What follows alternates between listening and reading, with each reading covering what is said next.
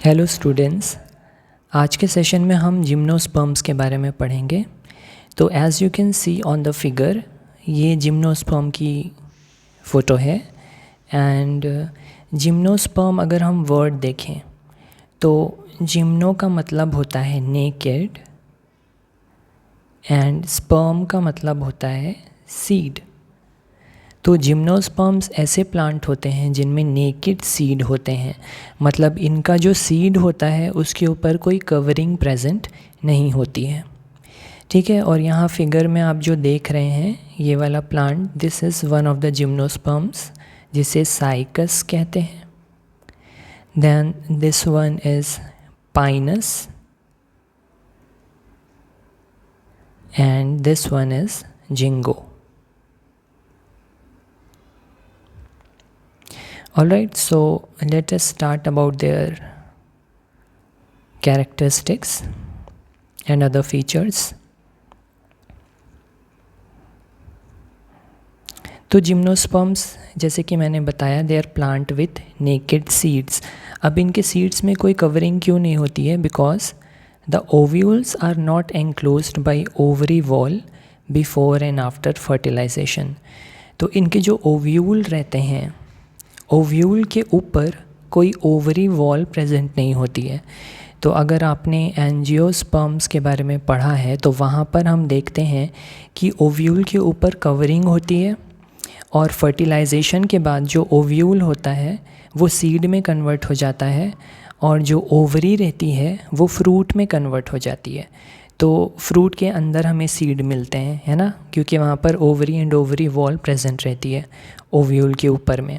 But यहाँ पर क्योंकि ओवरी वॉल प्रेजेंट नहीं है, इसलिए इसमें जो सीड बनेगा वो नेकेड रहेगा या एक्सपोज्ड रहेगा। देन जिम्नोस्पर्म्स में जो हाइट होती है ट्री की वो वेरी करती है। कुछ श्रब्स होते हैं और कुछ मीडियम टू टॉल ट्रीज़ होते हैं। अब one of the tallest trees जो पूरे वर्ल्ड में मिलता है जो कि एक जिम्नोस्पर्म है, वो है जायंट रेडवुड ट्री, या इसे सिक्वाया इसका साइंटिफिक नेम है। देन इनमें जो रूट मिलता है वो टैप रूट टाइप रूट मिलती है।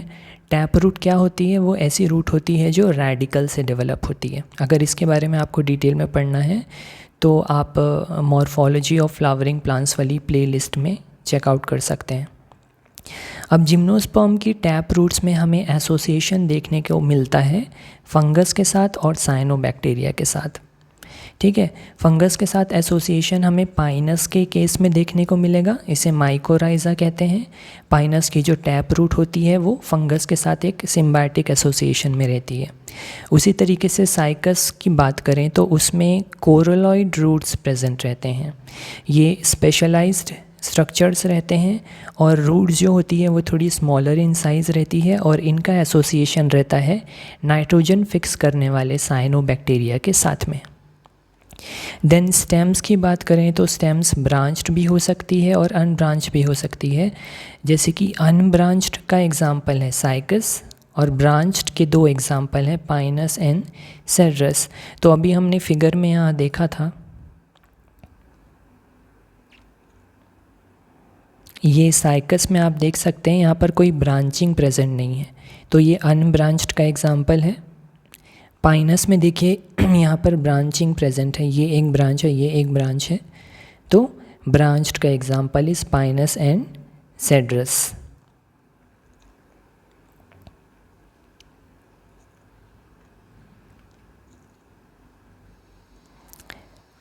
देन लीव्स की बात करें तो लीव्स सिंपल हो सकती है या कंपाउंड लीव्स हो सकती है। साइकस के केस में हमें पिन्नेट लीव्स देखने को मिलती है।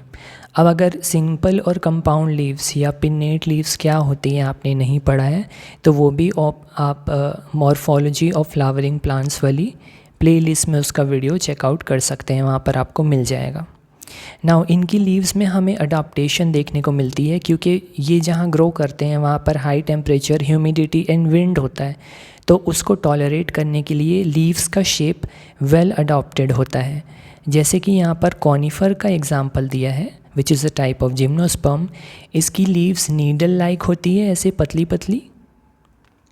इससे क्या होता है कि इससे इनका सरफेस एरिया रिड्यूस हो जाता है, जिसकी वजह से वाटर लॉस कम होता है लीफ की सरफेस से।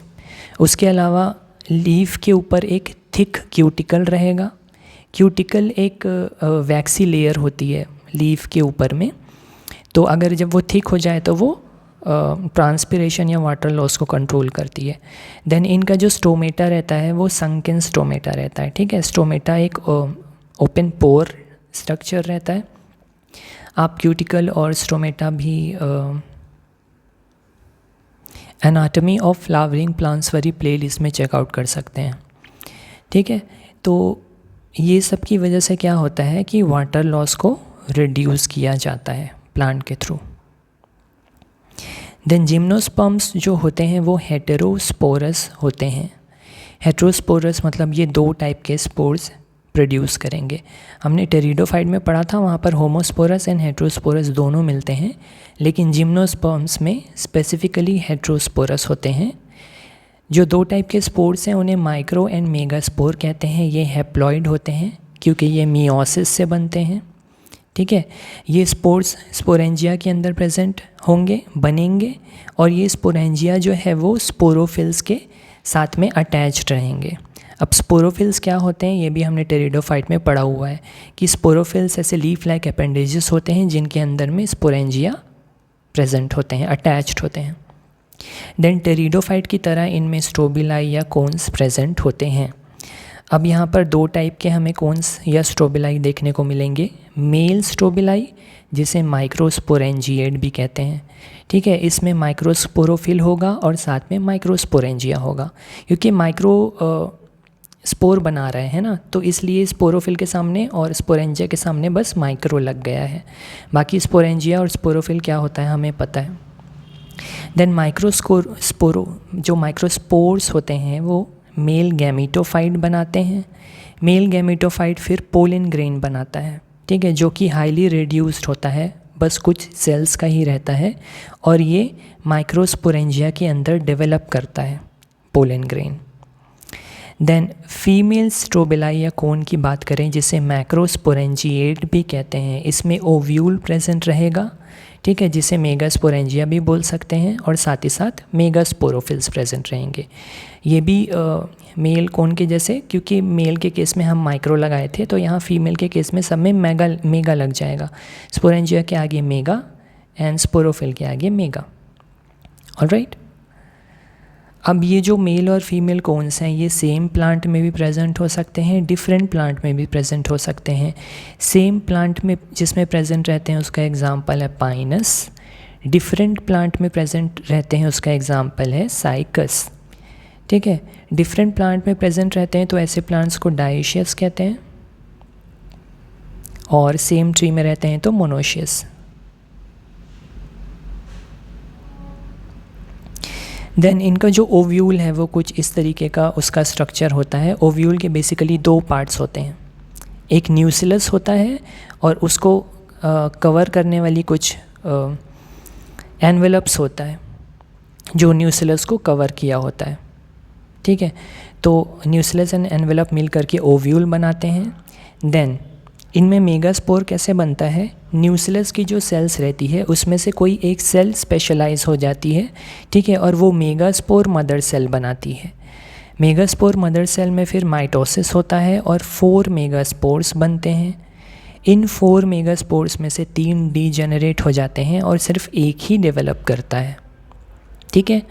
वो डेवलप करके एक फीमेल गैमीटोफाइट बनाएगा जो कि मल्टी सेल्यूलर होगा, और ये फीमेल गैमीटोफाइट काफ़ी टाइम तक रिटेन रहता है स्पोरोफाइट में, ठीक है, स्पोरोफाइट के ऊपर।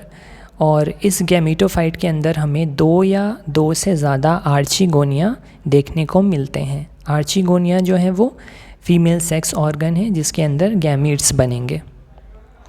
अब जिम्नोस्पर्म्स के केस में जो मेल एंड फीमेल गैमीटोफाइट्स होते हैं वो फ्री लिविंग नहीं होते हैं, ठीक है। ये स्पोरेंजिया के अंदर ही प्रेजेंट रहेंगे, और स्पोरेंजिया स्पोरोफाइट प्लांट बॉडी जो रहेगी उनमें बनता है स्पोरेंजिया, जैसे अभी हमने देखा था जो कोन्स बनती है। है ना। कोन्स के अंदर में स्पोरेंजिया प्रेजेंट रहते हैं और वो लीफ लाइक अपेंडेजेस जिन्हें स्पोरोफिल कहते हैं वो उससे सराउंडेड रहते हैं। तो स्पोरेंजिया के अंदर मेल और फीमेल गैमेटोफाइट्स प्रेजेंट रहते हैं और वो फ्री लिविंग नहीं रहते हैं। अब इनमें जो पोलन बनेगा, मेल गैमेटोफाइट के अंदर जो पोलन बनेगा वो जब रिलीज़ होता है तो वो एयर करेंट्स के साथ फ्लो होता है और ओव्यूल की ओपनिंग में वो जा कर के पहुंच जाता है एयर के थ्रू। ठीक है, फिर वो जैसे ही ओव्यूल के पास पहुंचेगा, अब ओव्यूल कहाँ प्रेजेंट है, ओव्यूल फीमेल गैमीट है तो वो आर्चिगोनिया के अंदर प्रेजेंट रहेगा। ठीक है, आर्चिगोनिया के पास में जैसे ही पोलन आकर के लैंड होगा तो वहाँ से फिर एक पोलन ट्यूब का फॉर्मेशन होता है। पोलन ट्यूब का फॉर्मेशन होता है तो पोलन ट्यूब ग्रो करता है और आर्चिगोनिया के माउथ के पास आकर के अपने कंटेंट्स को डिस्चार्ज कर देता है। ठीक है, बेसिकली इसमें 1-2 सेल्स रहती हैं, फ्यू सेल्स, जिनमें से एक जो है वो मेल गैमेट की तरह एक्ट करेगी। फिर उनका फ्यूजन हो जाएगा, male gamete and female gamete का फ्यूजन हो जाएगा आर्चिगोनिया के अंदर और जाइगोट बनेगा, डिप्लॉइड स्ट्रक्चर। ये जाइगोट डेवलप करके एम्ब्रियो बनाएगा। ठीक है, और जो ओव्यूल प्रेजेंट था वो डेवलप करके सीड बनाएगा। ये सीड जो है वो नेकेड सीड रहेगा क्योंकि ओव्यूल के ऊपर में कोई ओवरी या ओवेरियन वॉल की कवरिंग नहीं थी। ठीक है, ये फर्टिलाइजेशन के बाद ऐसा होता है। So this was about the gymnosperms. और यहाँ पर हमने ऑलरेडी ये फिगर्स को देख लिया है, एनसीईआरटी फिगर्स हैं, ये आपकी बुक में दिए हुए हैं। The first one is cycas and this one is Pinus and the last one is ginkgo. Ginkgo में कुछ लेबलिंग्स दी हुई हैं जो आपके एग्ज़ाम में पूछी जा सकती हैं। तो this one is dwarf shoot, जो छोटी ब्रांच है उसे ड्वार्फ शूट लिखा है। देन जो मेन बड़ी स्टेम है दैट इज़ लॉन्ग शूट, और इनमें यहाँ पर ये जो राउंड स्ट्रक्चर्स हैं दीज आर सीड्स। तो सीड्स को आप देख सकते हैं यहाँ पर, सीड्स नेकेड हैं या एक्सपोज्ड हैं, इनके ऊपर किसी भी तरह की कवरिंग नहीं है, right. So these are gymnosperms, that is plant with naked seeds. So we have covered almost all the important points about gymnosperms, and in the next lecture we will start with angiosperms, which is not a very big topic. So that's all for this session. Thank you so much.